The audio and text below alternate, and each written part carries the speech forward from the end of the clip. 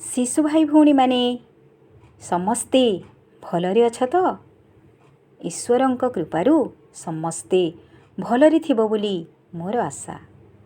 ଆଜି ଆମେ ଶୁଣିବା ଜଣେ ପରମ ଭକ୍ତଙ୍କର ଗପ, ଯିଏକି ଭଗବାନ ବିଷ୍ଣୁଙ୍କର ପରମ ଭକ୍ତ।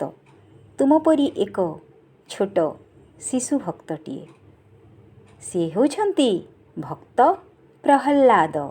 ତାହେଲେ ଆଜି ଆମେ ଗପ ଶୁଣିବା। ଗପଟିର ନାମ ଜାଣିଲ ସମସ୍ତେ, ଭକ୍ତ ପ୍ରହଲ୍ଲାଦ। ପୁରାଣ ଯୁଗର କଥା। ହିରଣ୍ୟକଶିପୁ ନାମକ ଜଣେ ଦୁଷ୍ଟ ରାଜା ଥିଲେ। ତାଙ୍କ ପୁଅର ନାମ ପ୍ରହଲ୍ଲାଦ। ପ୍ରହଲ୍ଲାଦ ବିଷ୍ଣୁ ଭଗବାନଙ୍କୁ ପୂଜା କରୁଥିଲେ। ଅସୁର ରାଜାର ବଡ଼ ଭାଇ ହିରଣାକ୍ଷ ଦୁଷ୍ଟ ହେବାରୁ ବିଷ୍ଣୁ ଭଗବାନ ତାକୁ ମାରି ଦେଇଥିଲେ।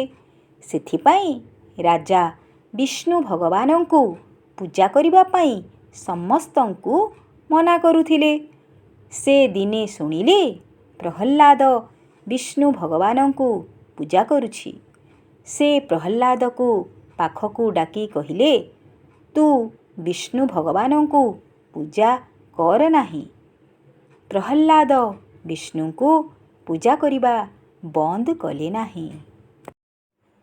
ଦୁଷ୍ଟ ରାଜା ରାଗିଯାଇ ପ୍ରହଲ୍ଲାଦକୁ ମାରିବା ପାଇଁ ସୈନ୍ୟମାନଙ୍କୁ ଆଦେଶ ଦେଲେ।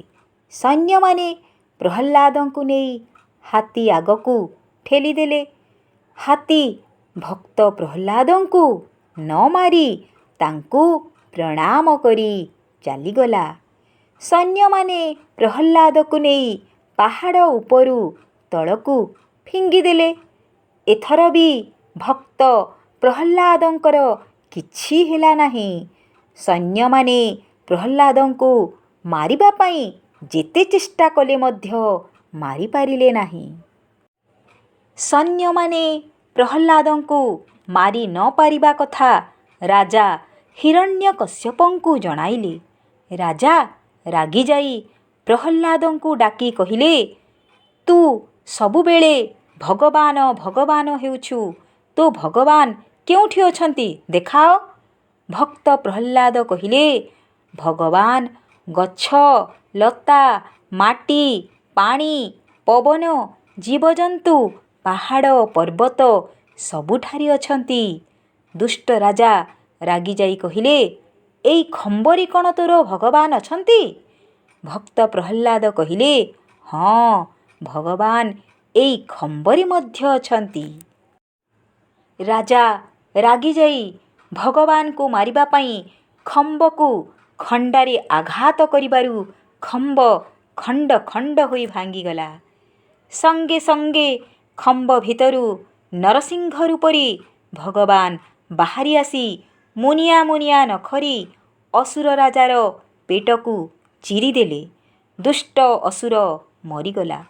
ଭଗବାନ ଦୁଷ୍ଟ ଅସୁରକୁ ମାରି ପ୍ରହଲ୍ଲାଦଙ୍କୁ ରାଜା କରାଇବାରୁ ସମସ୍ତେ ଖୁସିରେ ରହିଲେ। ତାହେଲେ ସମସ୍ତେ ଗପଟିକୁ ଶୁଣିଲ। ସମସ୍ତେ ମନେ ରଖିବ, କହିବା ପାଇଁ ଚେଷ୍ଟା କରିବ। ସମସ୍ତ ଭାଇ ଭଉଣୀମାନଙ୍କୁ ଅନେକ ଅନେକ ଧନ୍ୟବାଦ।